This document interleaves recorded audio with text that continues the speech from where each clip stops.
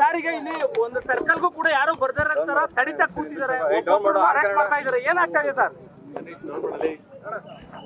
ಬಾನು ಮುಷ್ತಾಕ್ ಅವರನ್ನ ಸಾಂಪ್ರದಾಯಿಕ ಧಾರ್ಮಿಕ ಆಚರಣೆಯಾಗಿರುವಂತ ದಸರಾದ ಉದ್ಘಾಟನೆಗೆ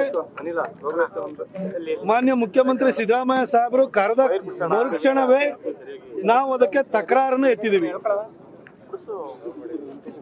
ಕನ್ನಡವನ್ನ ಭುವನೇಶ್ವರಿ ತಾಯಿಯಾಗಿ ಮಾಡಿರೋದ್ರ ಬಗ್ಗೆ, ಅರಿಶಿಣ ಕುಂಕುಮದ ಬಗ್ಗೆ ಬಾನು ಮುಸ್ತಾಕ್ ಅವರು ತಕರಾರನ್ನು ಹೊಂದಿದ್ದಾರೆ.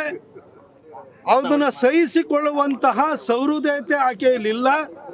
ಆಕೆ ಮಸೀದಿ ಒಳಗಿನ ಮುಲ್ಲಾ ಥರದಲ್ಲಿ 2023ರಲ್ಲಿ ಜನಸಾಹಿತ್ಯ ಸಮ್ಮೇಳನದಲ್ಲಿ ಮಾತನಾಡಿದರೆ, ಹಾಗಾಗಿ ನಿಮ್ಮ ನಿರ್ಧಾರವನ್ನು ಮರುಚಿಂತನೆಯನ್ನು ಮಾಡಿ ಅಂತ ಕೇಳ್ಕೊಂಡಿದ್ದು.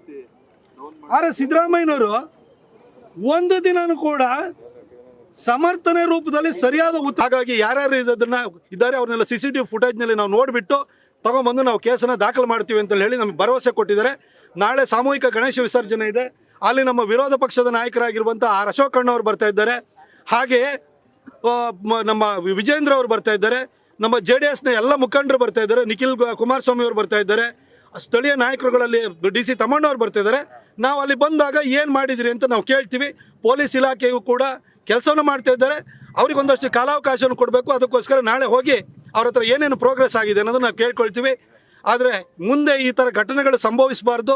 ಯಾಕೆಂತಂದರೆ ಕಳೆದ ಸಿದ್ದರಾಮಯ್ಯನವರು ಅಧಿಕಾರಕ್ಕೆ ಬಂದಾದ ನಂತರ ಕೆರಗೋಡು ಪ್ರಕರಣ ಸಂಭವಿಸಿತು. ಕಳೆದ ವರ್ಷ ನಾಗಮಂಗಲದಲ್ಲಿ ಕಲ್ಲು ಬಿಸಾಡಿದ್ರು. ಗಣೇಶನ್ನೇ ಒಂದು ರೀತಿ ಅರೆಸ್ಟ್ ಮಾಡಿ ತಗೊಂಡು ಹೋಗಂಗಾಯಿತು. ಈ ಸರಿ ಮದ್ದೂರಿನಲ್ಲಾಗಿದೆ. ಶಾಂತಿಗೆ ಹೆಸರಾಗಿದ್ದಂಥ ಮಂಡ್ಯದಲ್ಲಿ ಇವತ್ತು ಅಶಾಂತಿಯ ವಾತಾವರಣ ಸಿದ್ದರಾಮಯ್ಯನವರ ಆಡಳಿತದಲ್ಲಿ ಇವತ್ತು ನೆಲೆಯೂರಿದೆ.